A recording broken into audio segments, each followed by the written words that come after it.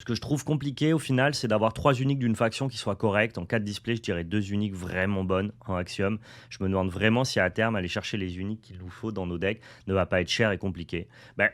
En fait, la promesse d'Altered, c'est que les uniques, ça soit un plus, mais que globalement, ça design jamais ton deck. C'est-à-dire qu'en gros, quand tu vas regarder là les decklists compétitives en tout cas, des decklists qui ont l'air un petit peu travaillées, que je vais vous présenter, c'est des decklists qui sont sans uniques. Et je pense que tous ceux qui pensent que les uniques vont être déterminantes dans le deck building et dans le metagame du jeu, je pense qu'ils se plantent, qu'ils se trompent, et que les uniques seront juste des supports plus ou moins puissants à des decks déjà préexistants. Je m'explique. Je pense que quand tu vas aller chercher des decks notamment quand tu vas net decker des top 8 de tournoi, globalement, tu vas avoir des decklists de 47 cartes avec 3 uniques. Et toi, tu seras tout à fait capable de net decker la decklist de 47 cartes et juste de remplacer les 3 uniques du gars par 3 uniques que tu as dans ta besace et qui peuvent s'intégrer naturellement dans le deck. Alors ça te demandera peut-être de switcher une rare par-ci par-là parce que tu auras envie de rajouter une unique, mais je pense que globalement, il n'y aura aucun deck ou très très peu qui ne peuvent exister que parce que la personne a 7 uniques. Ça veut dire que quand tu regarderas des decklists qui seront dans les tops, eh ben, tu vas pas te retrouver à te dire en mode ah, j'ai pas cette unique précise là, donc je pourrais jamais jouer ce deck là. Je pense que cette situation, elle sera extrêmement rare et que globalement, ça devrait pas du tout impacter le compétitif du jeu. Et il ne faut pas que ça le soit. Parce que si jamais des decklists compétitives sont possibles seulement grâce à l'implémentation d'une unique particulière, bah c'est là où ton jeu compétitif il a un problème. Donc pour moi, Altered, ce sont des decklists de 47 cartes et tu saupoudres comme tu veux avec tes uniques, mais comme il n'y en a que 3 dans ton deck, mathématiquement parlant, statistiquement parlant, elles ne doivent pas orienter le gameplay de ton paquet. C'est un plus ou moins puissant en fonction de la puissance de tes uniques. Donc globalement, je vais le dire vulgairement, les uniques, on s'en tape en fait. On s'en fout. Vous prenez vos decklists de 47 cartes. Si Bazira c'est fort, si Anafanas c'est fort, c'est pas fort parce qu'il y a des bonnes uniques. C'est fort parce que le core gameplay de ton héros, de toutes les cartes rares et des cartes transfuges que tu peux implémenter à côté, sont puissantes. Mais ça, c'est un truc que je vois trop passer sur internet, que les uniques sont déterminantes et compagnie. C'est même pas la volonté de Altered. Genre, c'est un problème si leur unique casse le compétitif et que du coup les gens peuvent pas jouer les decks sans avoir certaines uniques, c'est un vrai problème. Et c'est d'ailleurs pour ça qu'elles sont limitées qu'à 3 par deck dans un deck de 50 cartes. C'est pour mitiger au maximum leur puissance. Donc ne vous inquiétez pas. Voilà, vraiment je vous le dis, je mettrai pas ma main à couper parce que j'ai pas designé le jeu, parce que j'ai très peu de recul sur ce jeu et que j'ai pas d'expérience. Mais si j'étais game designer, si j'étais éditeur d'un TCG, je voudrais absolument pas que les uniques soient vus comme une barrière à l'entrée de la compétition, mais seulement comme un joyeux supplément. Et si c'est plus qu'un joyeux supplément, à mon sens, ça deviendrait une erreur qui pourrait coûter très cher à Altered. Donc vraiment, ne vous inquiétez pas, vous pourrez tous jouer les decks que vous voyez sur Internet, que vous ayez les uniques ou pas. Je pense clairement qu'il faut monter son deck sans unique, puis les ajouter en fonction de ce qu'elles font. Mais genre, si c'est pas ça le statut final des uniques, c'est qu'il y a un problème. Si les uniques sont créatrices d'archétypes, que tu ne peux jouer qu'avec certaines uniques, je pense, dramatique pour le compétitif. Le compétitif, c'est orienté par le méta. Le méta, c'est l'environnement du jeu, donc c'est la structure de jeu auquel tu dois t'attendre quand tu participes à un tournoi. Si tu ne peux pas t'attendre à un deck parce qu'il n'existe pas, parce que tu ne connais pas tel ou tel unique qui le crée, eh bien dans ce cas-là, il n'y a pas d'anticipation de méta, il n'y a pas d'environnement compétitif, tout simplement. Ce n'est pas possible, d'après moi. Juste essayer de ne pas avoir des uniques moins fortes que vos rares dans vos jeux. Ouais, mais bien sûr, ça, Clydos, normal. Évidemment. Je pense que les uniques, c'est un plus, mais quand on parle de plus dans un deck optimisé, on va chercher quoi? 3, 4, 5% de win rate peut-être? 6% de win rate? Mais je veux dire, sur un tournoi global de 9 rondes, avec le nombre de games que tu vas jouer, avoir 3 uniques qui sont, je sais pas, je vais te dire 10 ou 15% plus fortes que les uniques de tes adversaires, mitigées dans le tournoi, ça va t'apporter quoi? 3% de win rate en fonction du moment où tu vas les trouver, en fonction du moment où ton adversaire il va quand même les battre parce qu'il est déjà devant dans la game et tout. Ce que je veux dire, c'est que tes uniques, c'est du plus, mais c'est du plus qui est infiniment petit au regard de jouer le bon deck, tu vois. Jouer le bon deck t'apportera toujours plus de win rate. Je dis une bêtise, je connais pas le metagame, mais admettons que le metagame, le meilleur deck, ça soit Waru. Il vaut mieux jouer Waru avec 3 uniques claqués au sol que jouer par exemple Teja avec 3 uniques incroyables. C'est ça que je veux essayer de faire comprendre aux gens. Ça sera toujours plus important dans Altered de connaître le metagame, de bien jouer ton deck et de jouer le bon héros qui est puissant dans le format.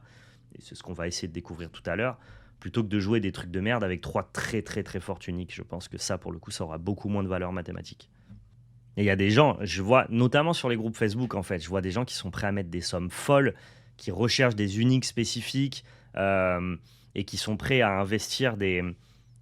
En fait, pour moi, pour le peu de pourcentage que les uniques vont te rajouter dans tout ton environnement compétitif, dans tes tournois, ça ne peut pas justifier les sommes que j'ai entendues pour certaines uniques, en fait. Parce que tu vas pas chercher à optimiser 3-4% de win rate dans ton deck à coût de 900 balles, tu vois. Ça n'a pas de sens. Je veux dire, que tu mettes 100 balles pour optimiser 3%, je peux l'entendre, tu vois. Mais que les gens soient aussi haut sur les prix de certaines uniques, alors que finalement l'impact sera aussi bas, en tout cas mathématiquement parlant, je veux dire, bah, je pense que c'est pas tout à fait corrélé. Et donc je pense qu'il y a beaucoup de gens, notamment quand ils voient ces prix-là, qui pensent que le compétitif sera orienté autour de ces uniques-là. Mais je ne le pense pas. Le gars qui aura payé 900 balles son Robin Hood et qui l'aura dans son deck Waru, je suis pas sûr qu'il gagne le tournoi juste parce qu'il a cette unique-là. Il perdra contre d'autres mecs qui jouent Waru et qui sont meilleurs, juste. De ce que j'en sais, les uniques sont assez déterminantes dans l'archétype du deck, ce qui rendra chaque decklist unique aussi. Dans un sens, c'est intéressant, il n'y aura pas de réel méta. Et je ne crois pas à ça, moi, Locust. Genre, je ne crois pas du tout à ça, justement. Je suis à l'inverse total de ça. Je pense qu'il y aura quand même un metagame qui sera structuré par la puissance de certains héros, qui sera aussi justifié par la fameuse trinité de un deck bat tel deck et tel deck se fait battre par tel deck qui bat un autre deck, et que dans tout ça, on pourra aller chercher plus de win rate grâce à nos uniques. Mais il ne peut pas y avoir de TCG s'il n'y a pas de metagame, en fait, donc ça n'existe pas.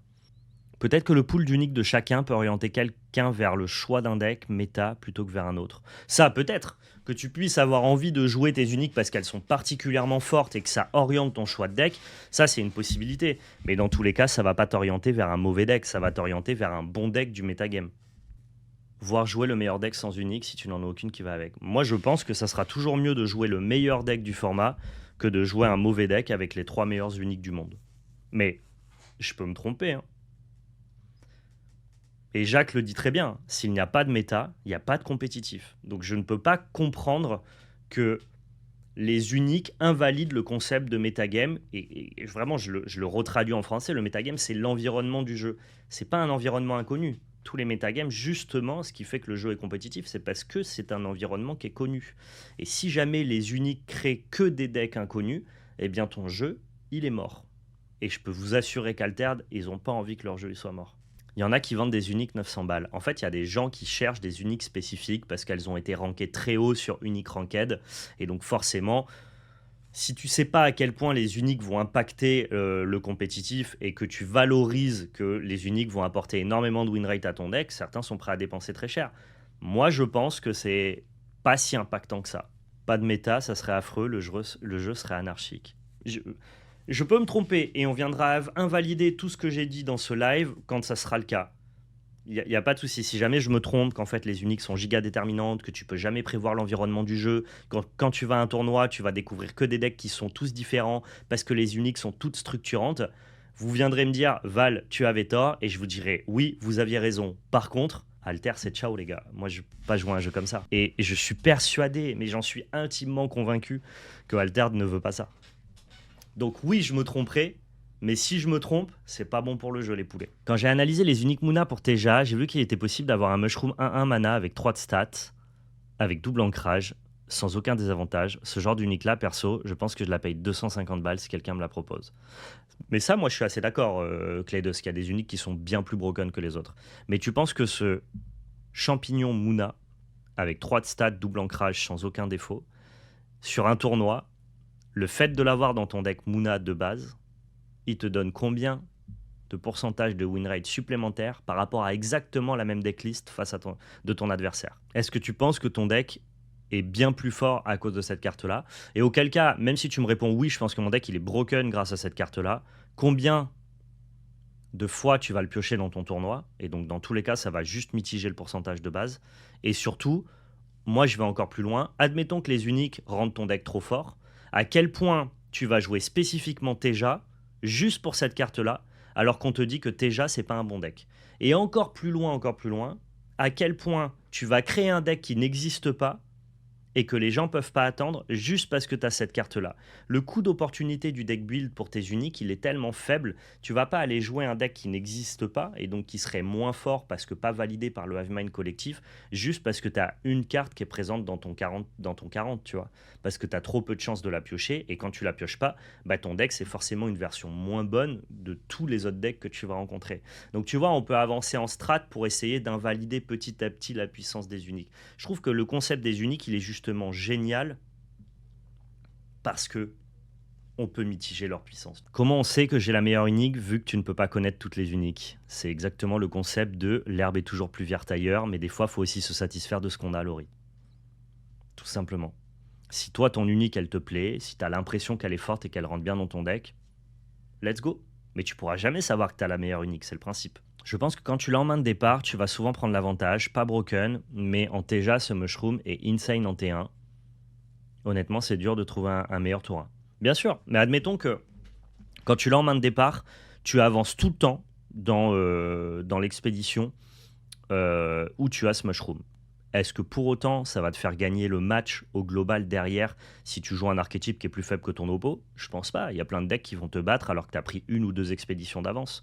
Et si tu mitiges encore plus ça avec le fait que bah, dans ta main de départ, sans mulligan, avec 6 cartes sur 40 cartes, bah, tu l'auras que, je suis pas un expert, mais 40% du temps, un truc comme ça. 30 ou 40% du temps. Ok, elle est broken ton unique, mais elle justifie peut-être pas de jouer Teja. Tu vois?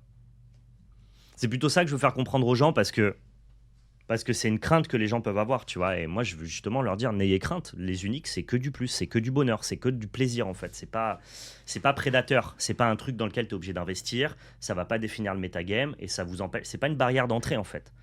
C'est loin d'être une barrière d'entrée. Pour moi, c'est le poivre sur ta bavette, tu vois. C'est juste du plus.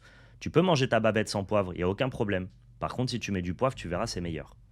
Ben, là, c'est pareil pour les uniques. Et c'est ce que je veux vraiment faire comprendre aux gens, parce que notamment à cause des groupes Facebook, il y a plein de gens qui pensent, et ça a été notamment le sens de certains commentaires sur ce live, donc on fait bien d'en parler.